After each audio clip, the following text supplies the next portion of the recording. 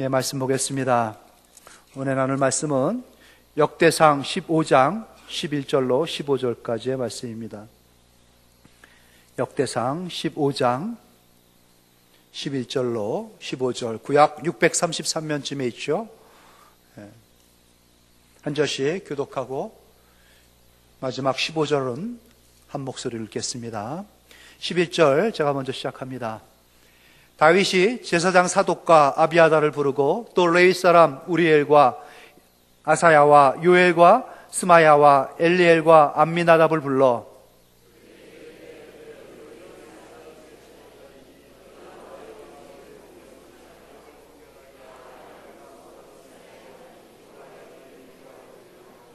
전에는 너희가 매지 아니하였으므로 우리 하나님 여호와께서 우리를 찢으셨으니 이는 우리가 규례대로 그에게 구하지 아니하였음이라 하니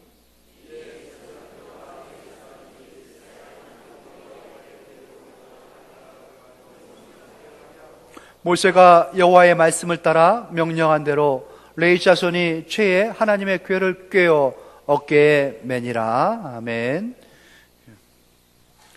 말씀에 노선을 사수하라. 구정 설 연휴들 잘 보내셨죠? 오늘은 설 연휴의 연장일이 아닙니다. 연휴는 끝났어요. 오늘은 주일이고 또 내일부터 삶의 현장에서 새롭게 여러분 전투하듯이 또 인생살이를 시작하셔야 되는 것입니다. 연휴간에 일가 친척들, 형제들 오랜만에 부모님하고 뵈니 참 좋았죠? 친척도 그렇고 이웃도 그렇고 세상에 살아가는 사람들 보면은 두 부류가 있습니다. 딱 구분되죠? 믿는 사람과 믿지 않는 사람입니다. 친척도 형제도 그렇고요. 믿는 형제가 있고 믿지 않는 형제가 있고요. 또 믿는 부모님이 계시고 아직 안 믿으시는 부모님이 계시고 그렇게 딱 대별되어지는 두 그룹이 세상에 사는데 우리는 믿는 자로서 세상 가운데 살고 있습니다. 좀 힘들고 어려울 수 있어요. 믿지 않는 일가 친척들 혹은 믿는 친척들 대화에 섞여서 같이 대화하고 어울려 보니 어떻습니까? 좀 답답하고 숨막히는 그러한 느낌 없었는지요? 믿지 않는 그러한 일가 친척들 그 많은 말들 그들의 걱정과 근심들 염려 또 그들이 그렇게 드러내기 원하는 자랑거리들 참 여러분 생각해 보니 역시 헛되구나라는 깨달음을 얻었습니까? 어떻게 이렇게 헛된 것에 이들은 몰두하고 열중할까? 그러한 깨달음이 혹시 있었으면 여러분들은 하나님의 사람으로 믿음 그 범주 내에 있는 사람들입니다. 우리는 비록 세상 가운데 그들과 함께 하지만은 그들과 같은 가치를 가지고 공유해서는 안 되는 그러한 부류의 사람들이죠. 하나님께서 그리스도 예수 안에서 핏값을 주고 다시 태어나게 한 하나님의 사람들입니다. 하늘에 속한 사람들이죠. 우리는 신인류입니다. 하나님께서 새롭게 하나님의 뜻을 펼쳐나가기 위해서 구별하여 따로 선택한 사람들. 그러기에 세상에 있지만은 세상 사람과는 좀 다른 뭔가가 있어야 됩니다. 헛된 그들과 함께 헛된 것을 말하고 공유하고 그 가치를 추구해 나가는 모습이 우리에게 보여져서는 안 되는 것이죠. 뭔가 다른 믿는 자의 그 면모, 그 모습이 있어야 된다는 것입니다. 성도는요, 그러기에 그들과는 조금 다른 노선, 지켜야 할 선이 있습니다. 그것이 바로 말씀이죠. 우리는 말씀의 노선을 걸어가야 됩니다. 말씀 길 위에 있어야 되는 것이죠. 그래서 세상 가운데 있어도 그들과 함께 걸어가는 그들이 걷는 그 길이 그 노선이 아니라 하나님께서 인정하시고 기뻐하는 그 길, 그 노선, 바로 말씀의 길을 쫓아가야 하는 것입니다. 때가 되면 그들도 우리에게 들어올 것입니다. 언젠가 때가 되면 그들도 이 노선에 합류해가지고 함께 하나님의 영광을 향해서 걸어 나갈 것이라는 것이죠. 그 길 우리는 서야 되고요. 그 선을 지켜 나가야 됩니다. 지키되 우리는 좀 어렵지만은 꼭 붙잡아야 될 필요가 있습니다. 목숨을 걸고라도 말이죠. 그래서 말씀의 노선을 사수하자라는 것입니다. 세계 제1차 대전이 지금으로부터 100년 전에 있었습니다. 1차 대전을 겪고 나서 참 뜨악한 나라가 한 나라가 있었죠. 프랑스입니다. 그동안 찬란한 문화와 역사를 갖고 있어서 제법 괜찮은 줄 알았는데 한순간에 무너지더라고요. 그래서 그들은 경계하기 시작했습니다. 특히 자기들과 국경을 맞대고 있는 독일이라는 나라에 대해서 말이죠. 독일이 아주 강성해가지고 또 호전적이라 언제 또 우리를 침략할지 모른다. 그래서 그들은 독일과 경계선에 큰 긴 방어선을 구축하기 시작했습니다. 아주 견고한 진지입니다. 통로가 지하로도 연결돼가지고요. 무려 여기서 부산을 왕복할 수 있는 거리보다도 더 긴 750km나 되는 긴 방어선을 구축했습니다. 절대 난공불락입니다. 독일이 아무리 강해도 이 선을 넘어올 수가 없는 것이었습니다.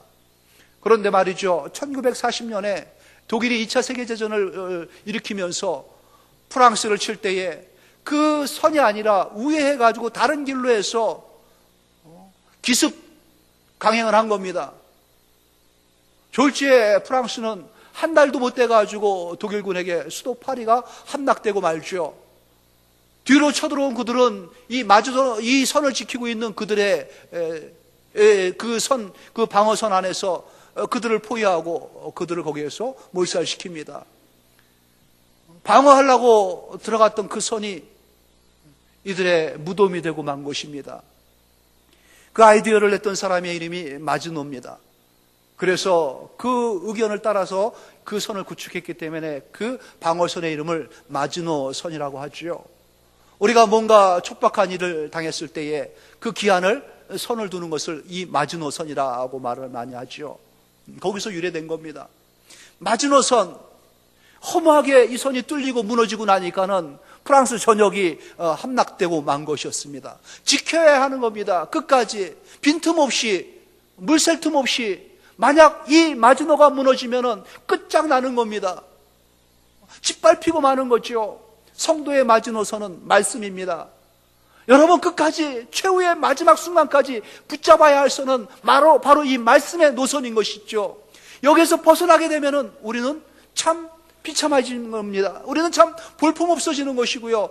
끝장난 성도가 되고 맙니다. 세상 가운데 살지만요, 우리는 말씀을 지켜야 할 사람들입니다. 세상 사람들이 떠들고 자랑하고 염려하고 걱정하는 것에 같이 휩쓸려가지고 염려 걱정하면서 또 그것을 떠버리면서 자랑한다 하면은요, 우리는 말씀의 기준이 무너진 사람이 되고 마는 것이죠. 그들은 늘 기다리고 있는 것 알고 계십니까?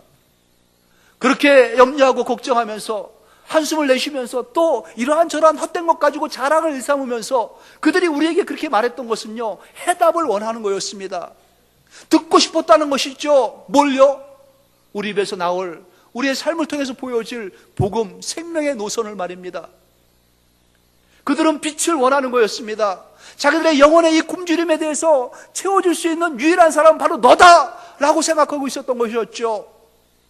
자신들도 모르지만 알게 모르게 그들의 영혼은 그것을 갈망하고 있는 겁니다. 그것을 채워줄 수 있는 사람들은 바로 성도라 불리는 우리뿐 아니겠습니까?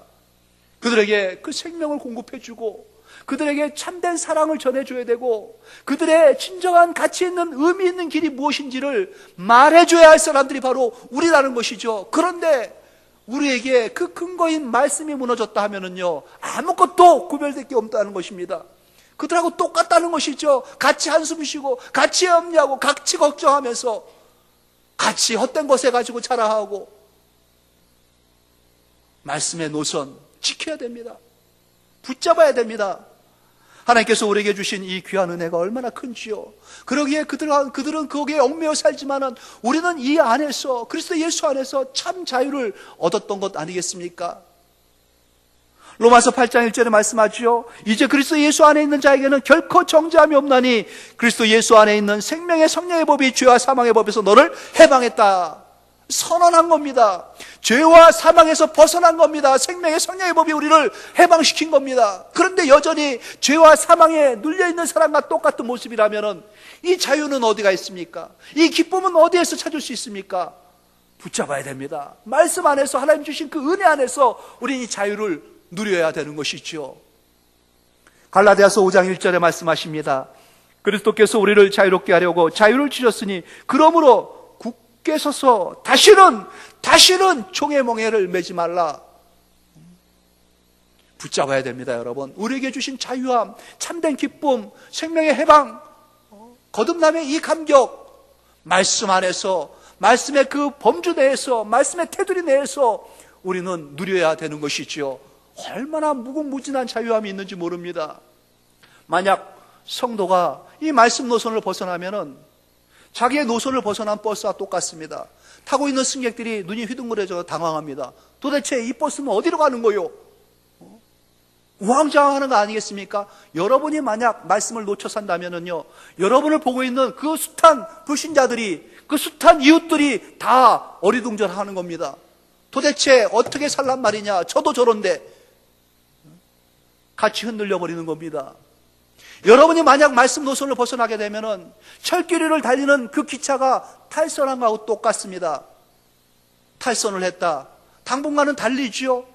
하지만은 덜컹덜컹하고 끼우뚱거리면서 결국은 전복되고 맙니다.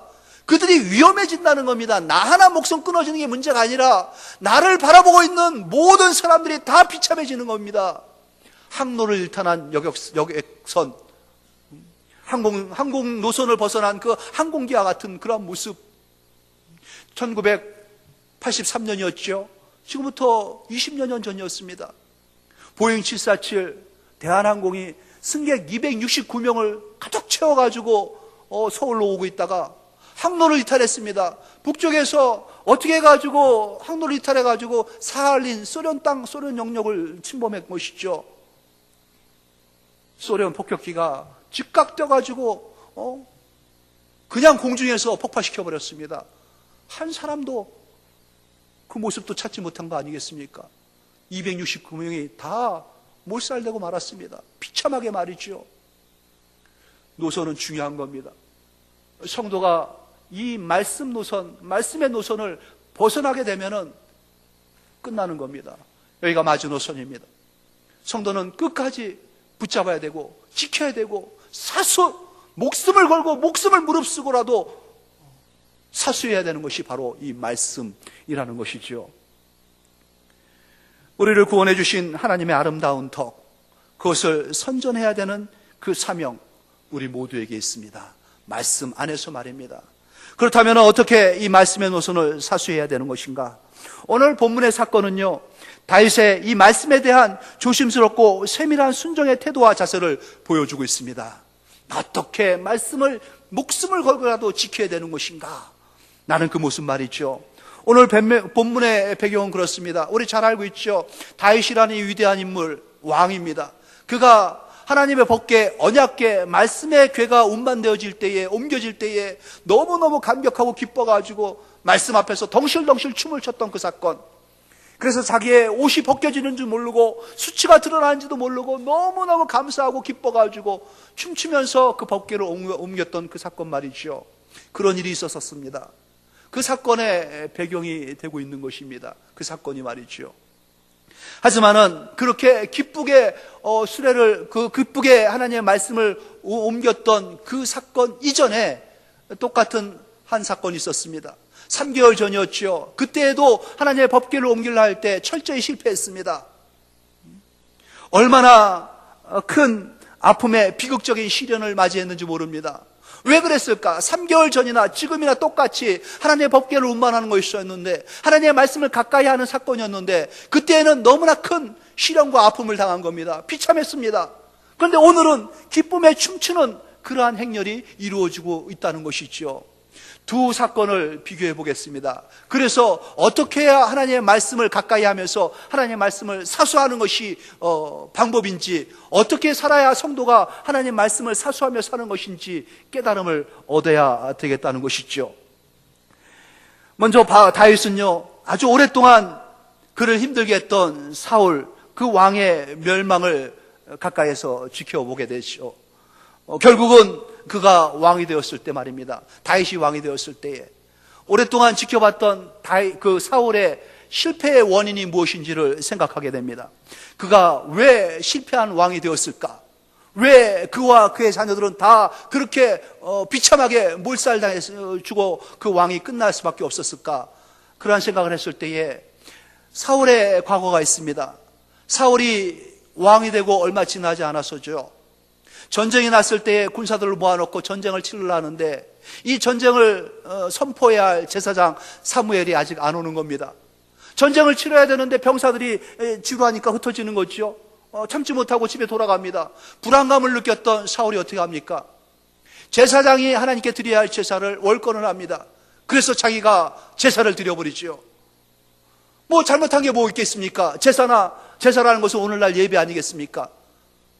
사울이 예배 드렸다는데 하나님께 영광을 돌렸다는데 뭐가 문제겠습니까? 근데 사무엘이 뒤늦게 와가지고 사울을 지적할 때 뭐라고 합니까?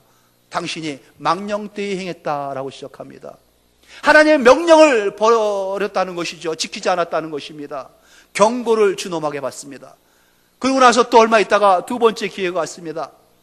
이스라엘의 원수 국가인 아말렉을 하나님께서 진멸할 계획을 세우십니다. 그리고 사울을 보내지요. 사울이 승승장구합니다. 다 진멸할 것 같았습니다. 그런데 죽이다 보니까 아까운 것들이 보이기 시작하지요. 살찌고 기름진 염소와 양, 소 다 골라가지고 따로 빼돌립니다. 나중에 또 사무엘이 와서 묻습니다. 다 진멸했습니까? 다 하다마다요. 그런데 이 소리는 무엇입니까? 아, 이거 말입니까? 변명하듯이 하나님께 제사 드리려고 따로 빼놓은 겁니다. 하나님께 예배 드리겠다고 따로 빼냈다는 것이죠. 얼마나 좋은 일입니까? 하지만 그때 사무엘의 지적이 뭐였습니까? 제사가 순종보다 더 낫냐는 것이죠. 순종이 제사보다 더 낫다는 것입니다. 기름진 순양의 기름보다도 하나님의 말씀에 순종하는 것이 하나님께서 더 기뻐한다는 것을 당신은 잊었냐라는 것이죠. 그때 사울에게 한 말씀이 바로 이겁니다. 왕이 하나님의 말씀을 버렸습니다. 그러므로 하나님도 왕을 버렸습니다. 하고 돌아서고 맙니다. 그리고 나서 사울은 그의 왕권을 갖고 있는 내내 힘든 여정을 보내게 되고 끝에 가서는 결국 비참하게 죽고 말죠. 다윗이 왕이 됐을 때 생각해보니 이 사울의 이 길, 사울이 밟았던 그 길 아주 분명히 자기 자신에게 각인되는 겁니다. 이 길, 사울의 전차를 밟지 말아야겠다라고 깨닫게 되는 것이죠. 우리가 읽었던 본문 앞서 13장 말씀을 한번 보겠습니다. 13장 3절, 다윗이 왕이 됐을 때 이러한 깨달음을 얻고 결단하는 모습이에요. 13장 3절에 보니까 같이 한번 읽어볼까요? 시작. 우리가 우리 하나님의 궤를 우리에게로 옮겨오자. 사울 때에는 우리가 궤 앞에서 묻지 아니하였느니라 하며, 이것이 바로 사울이 행했던 것에 대해서, 또 사울과 다른 노선을 걸어야겠다고 결단한 다윗의 이 신앙적 결단의 이 고백입니다. 사울은 하나님께 물어본 적이 없습니다. 사울은 하나님의 언약궤에 대해서, 하나님의 말씀에 대해서 관심을 가져본 적이 없습니다. 그런데 나는 묻겠다는 거죠. 이제 우리는 하나님 앞에, 하나님 말씀 앞에 서자는 겁니다. 이러한 신앙적 결단을, 각오를 왕이 되자마자 이 다윗이 세우는 것입니다. 그래서 다윗은 자기 나름대로 계획을 세웁니다. 그리고 벅찬 흥분과 들뜬 기분으로 이 언약궤, 하나님의 말씀이 담겨있는 이 말씀의 상자를 예루살렘 자기의 궁궐로 옮겨오기를 결행합니다. 이 말씀에, 이 하나님의 언약궤, 이 하나님의 임재와 하나님의 말씀의 상징이 이 언약궤가 어디 있는데요? 원래 성막 실로에 있어야 되는 것인데 이들이 전쟁용으로 썼던 거 우리 기억하십니까? 전쟁에 하도 지니까 블레셋과의 싸움이 혹시 이 언약궤가 동반되면 이길까 싶어가지고 그 성막에 있는 언약궤를 끌고 나와가지고 전쟁터에 갖다 놓습니다. 승리하는 것 같았죠. 하지만 비참하게 패망하고 이 언약궤도 블레셋에게 빼앗기고 말지 않습니까?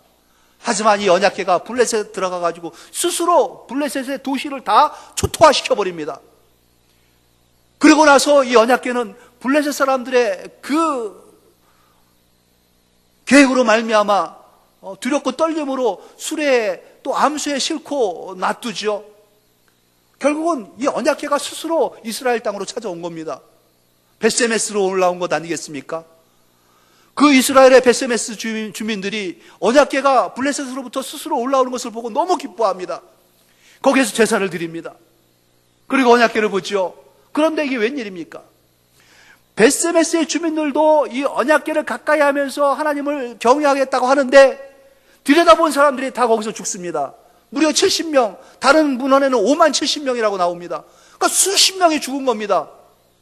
하나님의 언약궤가 그들에게 순식간에 공포를 몰고 온 거죠. 두려움의 대상이 된 겁니다. 그래서 이 벳세메스 주민들이 너무너무 두려워가지고 이 법궤를 어떻게 할까 하다가 산골 기랏 여아림이라는 산골에 그 순진한 주민에게 보내버립니다. 쳐버리자 해가지고. 그래서 지금 이 언약궤는 기랏 여아림에 있는 아비나답이라는 사람 집에 있습니다. 그 기간이 무려 20년. 20년 내내 사울은 관심이 없었습니다. 궁금하지도 않았죠. 그런데 다윗이 왕이 되자 하나님께 여쭤봐야지. 하나님을 가까이 해야지. 하나님의 말씀이 거기에 있는데 생각이 들었던 것입니다.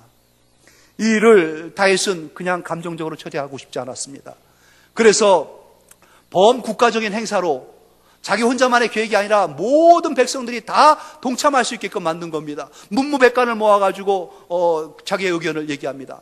모든 신하들이 거기에 환영을 하고 긍정적인 표현을 합니다.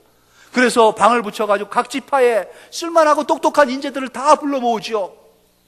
전쟁을 치르겠다는 것도 아니고 또 뭔가 국가 일을 맡기겠다는 것도 아니고 다만 그들을 통해 가지고 이 언약궤 기한 여아림에 있는 이 언약궤를 예루살렘 성으로 옮기는 작업을 하려는 거였습니다.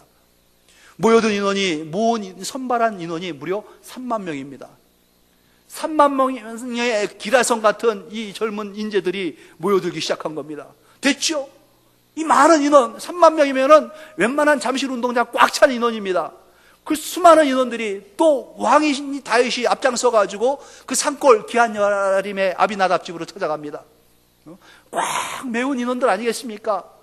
그리고 이 아비나답의 두 아들을 통해 가지고 새 수레에 새 소들을 가지고 그 법궤를 딱 올려 태웁니다. 그리고 몰게 합니다. 그 행렬이 대단한 거 아니겠습니까? 드디어 왕이 직접 앞장서 가지고 모든 백성들이 다 환영하는 가운데에 하나님의 말씀을 앞장세우는 민족으로 세워지는 겁니다. 그동안 무시했기 때문에 많은 백성들의 마음이 그랬어요. 하나님을 떠나 있었기 때문에 우리가 힘들었지. 이제 하나님의 말씀이 세워지고 하나님의 말씀을 가까이 하는구나. 그리고 법궤가 운반되어지기 시작합니다. 마치 과거 광야 때에 모세가 이 법궤를 앞세워가지고 옮길 때 그 장면 말이지요. 민수기 10장 35절에 보면요, 궤가 떠날 때에는 모세가 말하되 여호와여 일어나사 주의 대적들을 흩으시고 주를 미워하는 자가 주 앞에서 도망하게 하소서 하였고, 또 궤가 쉴 때에는 말하되 여호와여 이스라엘 종족에게로 돌아오소서 하였더라. 이때 이들은 기억이 분명한 겁니다. 말씀이 가면은 민족이 움직였습니다. 말씀이 멈추면은 민족이 멈췄습니다. 말씀이 가는 곳에는 거침이 없었습니다. 누구도 하나님의 말씀 앞에 맞설 자들이 없었던 것이죠. 이 기억을 갖고 있는, 이 과거가 있는 말씀의 은혜를 알고 있는 이들, 드디어 이 말씀이 산골에서 나와서 예루살렘 성으로 가고 있는 겁니다. 얼마나 기쁩니까? 그것도 왕이 앞장서 가지고 다윗이 그 앞에서 힘있게 뛰놉니다. 많은 사람들이 속을 북을 치면서 흥겨하면서 대축제가 벌어진 겁니다. 범국가적 대축제 말이죠.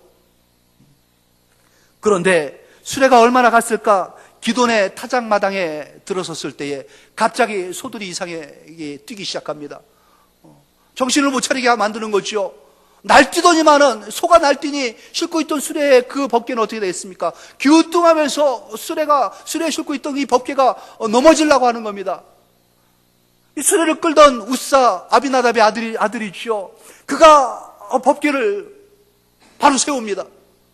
붙잡죠. 바로 세웁니다. 그랬더니 소가 진정하고 법궤는 안정을 찾습니다. 그러자 잘 됐다 싶었는데 갑자기 우사가 쓰러지죠. 그러면서 비참하게 사지가 찢어지면서 그는 죽습니다. 순식간에 일어난 일입니다. 다윗과 그 모든 신하들, 모든 그 3만여 명의 사람들이 다 주목하고 보고 있는 그 순간에 그 일이 일어난 겁니다. 얼마나 비참하게 우사가 죽는지 모릅니다. 이게 웬일입니까? 대축제 아니겠습니까? 민족적 행사였습니다. 왕인 다윗이 이제 왕권을 잡고 모든 사람 앞에 신적 권위가 부여돼가지고 돋보일 그러한 순간에 비참한 일이 벌어진 겁니다. 다윗이 분노합니다. 그리고 두려워합니다. 그리고 어쩔 줄 모릅니다. 여기는 베레스 우사다. 베레스 아시죠? 터졌다라는 뜻 아니겠습니까? 우사가 터진 곳. 그리고 그는 법궤를 두고 그냥 왕궁으로 들어가 버립니다. 한참 고민에 빠질 수밖에 없는 것 아니겠습니까? 도대체 왜 이런 일이 일어났을까?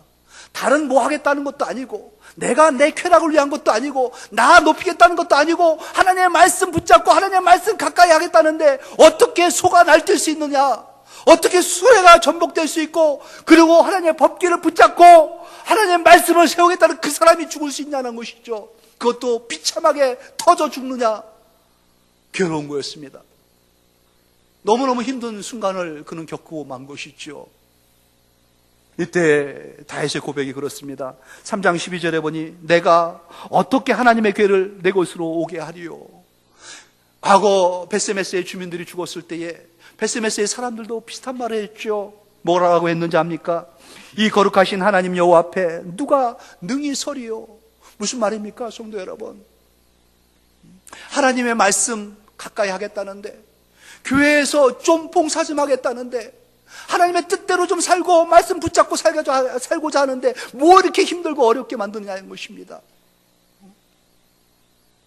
하나님 앞에 좀 번듯하게 서가지고 성도답게 하나님 살고자 하는데 뭐 이렇게 힘들고 어렵게 만듭니까? 죽다니요, 소가 날뛰다니요. 그리고 이제 왕 돼가지고 얼마 되지도 않았는데 모든 백성들한테 큰 소리 쳐가면서 하나님 말씀 옮기겠다고 하는데 이게 뭡니까? 그 많은 사람들 앞에서 이러한 망신이 어디 있습니까?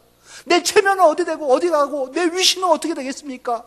나의 자존심은 어떻게 회복할 수 있냐 말이죠.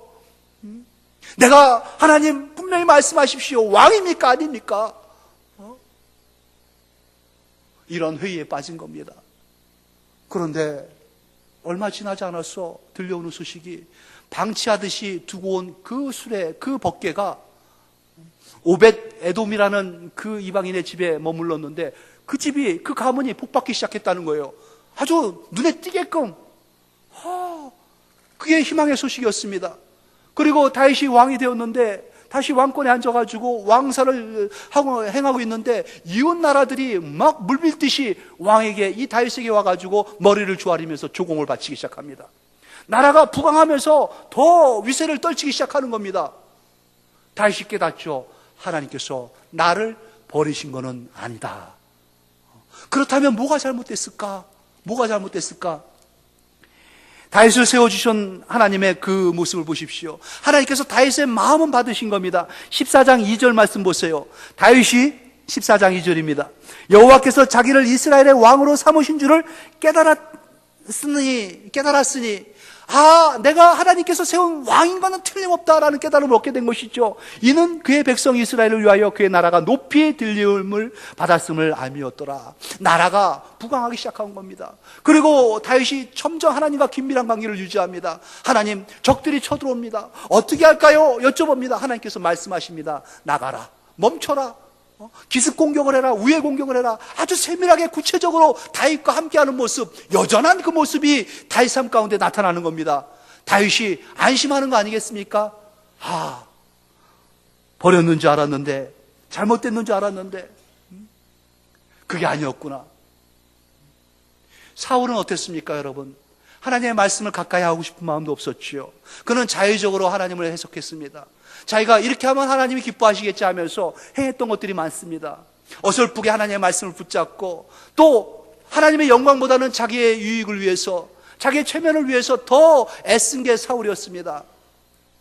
그로 말미암아 내가 하나님의 일 좀 하겠다는데, 내가 교회 일 좀 하겠다는데, 내가 하나님의 영광을 위해서 좀 수고하고 헌신하겠다는데 뭐 그게 문제냐? 사울은 늘 그런 식이었죠. 그러기에 그는 하나님께서 우리에게 주신 자유를 남용했습니다. 오용했습니다. 마음껏 자기 자신의 왕권 유지를 위해서, 자기의 빛나는 자기 자리의 보존을 위해서 그는 활용하고 써먹었던 것이었죠. 얼마나 많은 사람들이 사울에 의해 가지고 죽어갔는지 모릅니다. 죽음에 이르게 하는 그 고통을 안겨주었던 것이죠.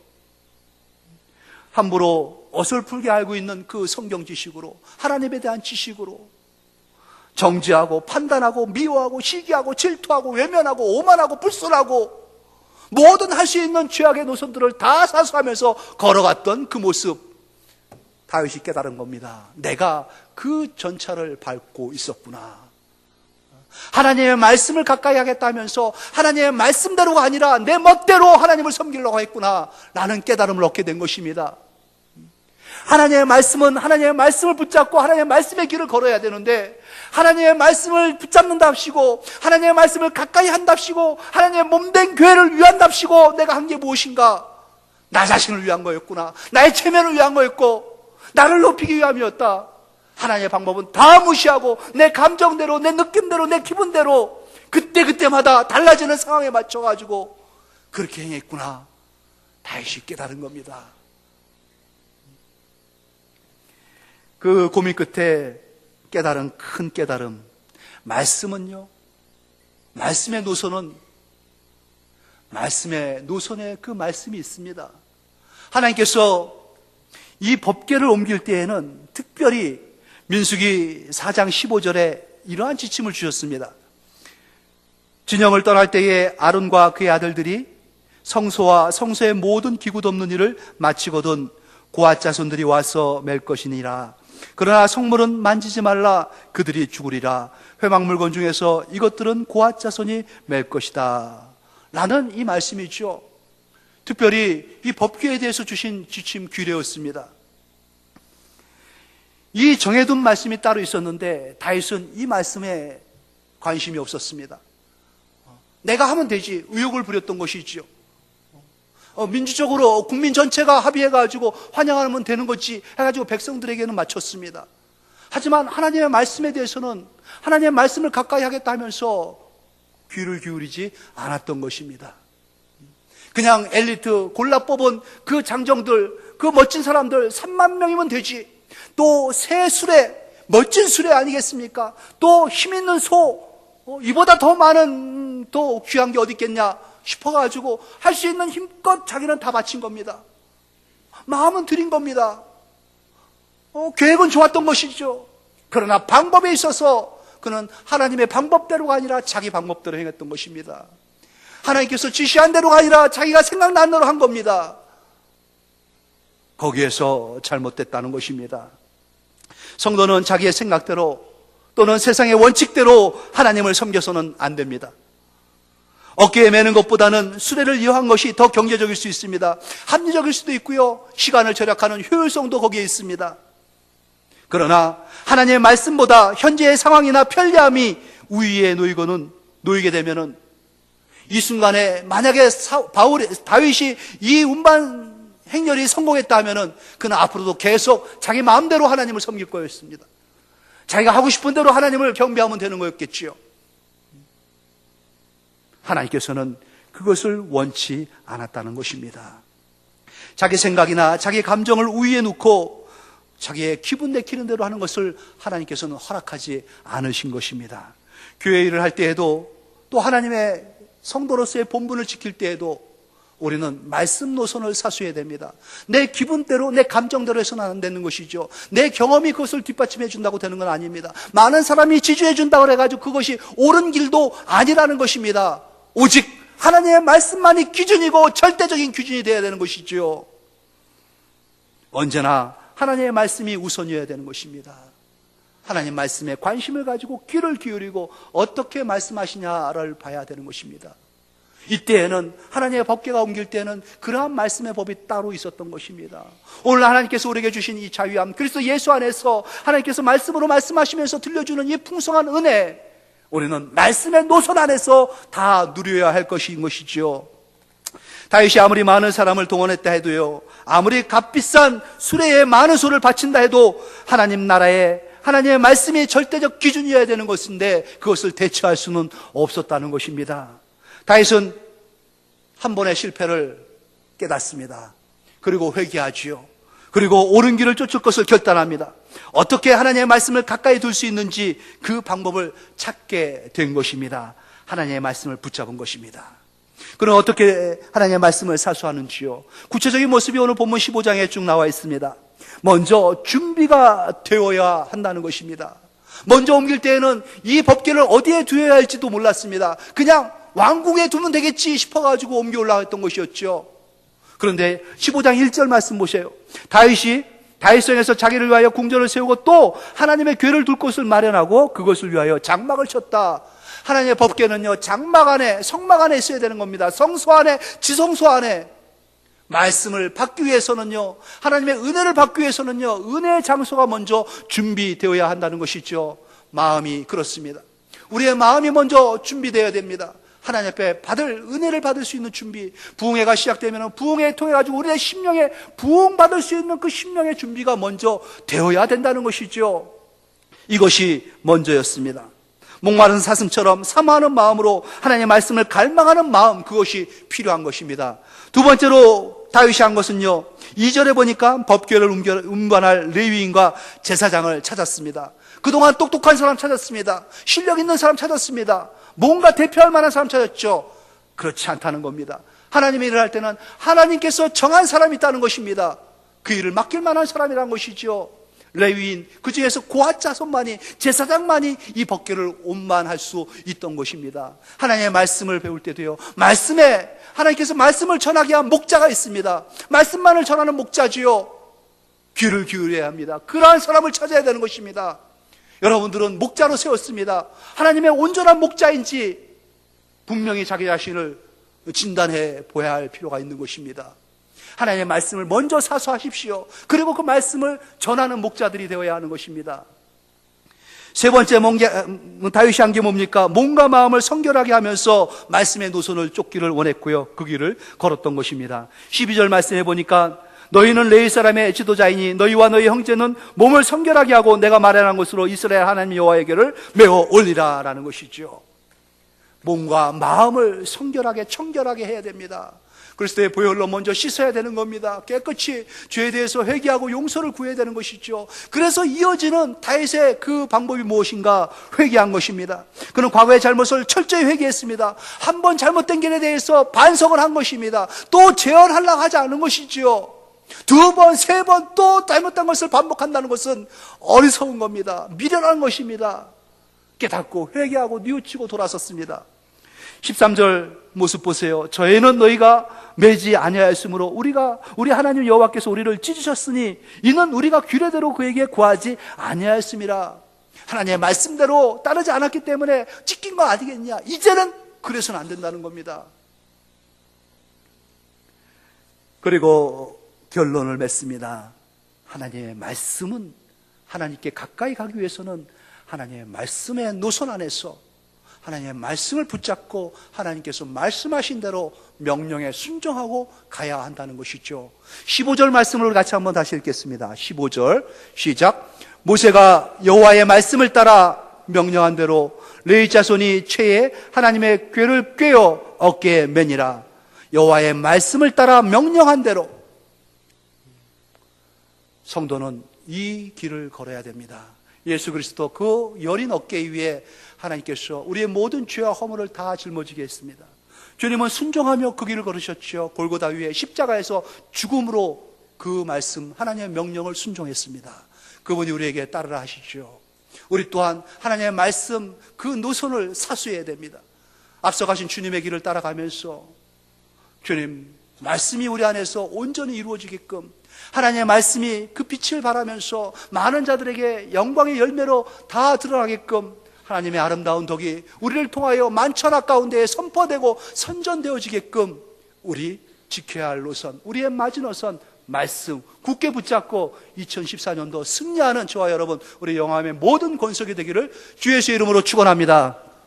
하나님 아버지 감사합니다. 우리에게 주신 이 노선 사수해야 할 것이죠. 말씀 붙잡고 말씀 안에서 말씀이 주는 자유함, 그 참된 열매를 맺어갈 수 있는 말씀의 종들 모두가 될 수 있도록 은혜 위에 은혜를 더하여 주시옵소서. 우리 주 예수님의 이름으로 감사하며 기도합니다. 아멘.